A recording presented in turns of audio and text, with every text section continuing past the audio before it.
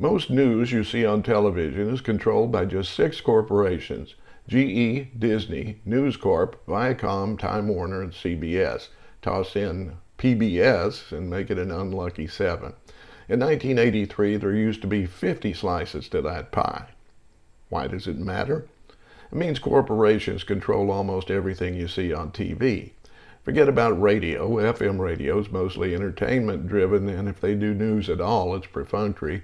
AM radio is dominated by religious extremists and right-wing bilge artists in the mode of Rush Limbaugh. There's no news to be found there. Having corporations in charge of the news is like having foxes guarding the hen house. PBS is better than the others, but they also depend on corporate support, so they send mostly by omission, like a watchdog who's off chasing squirrels while the foxes are at work. Do you expect them to do an in-depth expose on big oil when Chevron is a major sponsor? Corporations have only 2 purposes: to generate stockholder value and protect assets. That's it, just those 2. Don't expect anything more. Corporations have no conscience and no soul. They are not people. Anything they own must generate profit or it's tossed aside once it's sucked dry. The news media, once exempt from the profit motive, must now prostrate themselves before the altar of mammon. Every single second of airtime must generate profit. That's why political contests are treated like horse races, and we're given the latest outrageous proclamation from the most bombastic candidate rather than carefully considered policy positions from more qualified men and women. Do you really think Trump could have become president if the news media hadn't given him continuous free coverage instead of exposing him as a failed businessman and serial criminal? The media concentrate on personalities, not policy. The line between entertainment and news is blurred to the point where it no longer exists, which is why we get the same viral video that's been bouncing around social media all day on the evening news, rather than substantive reports that take time to put together. We get opinion masquerading as fact, spewed out by pundits who are always biased and usually wrong. Or we get a balanced debate between a person from the center right versus one on the extreme right, or equal emphasis given to both sides of an issue when the truth is obvious and should just be pointed out.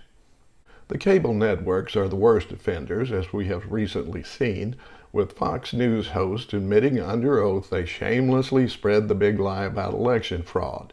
Do you really think that was an aberration and they're otherwise scrupulously honest? CNN is obviously cited to also move to the right in the hopes of boosting their audience with disaffected Fox viewers, but they clearly miscalculated. They've only managed to alienate their traditional base without gaining anything, because Fox viewers don't want Fox Light. They're going to the smaller conservative cable outlets like OAN, which cater only to extremists.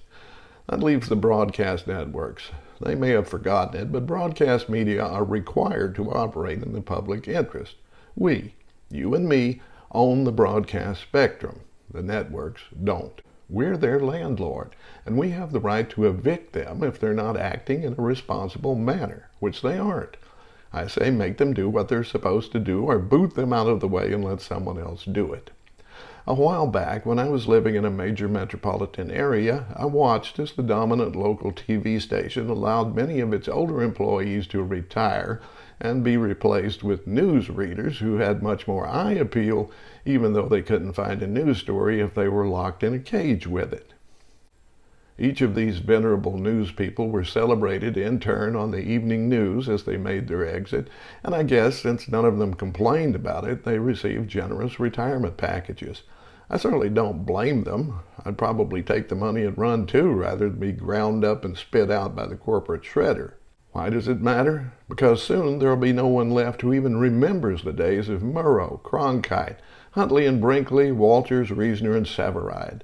The sales manager has become the news director, and that's a damn shame.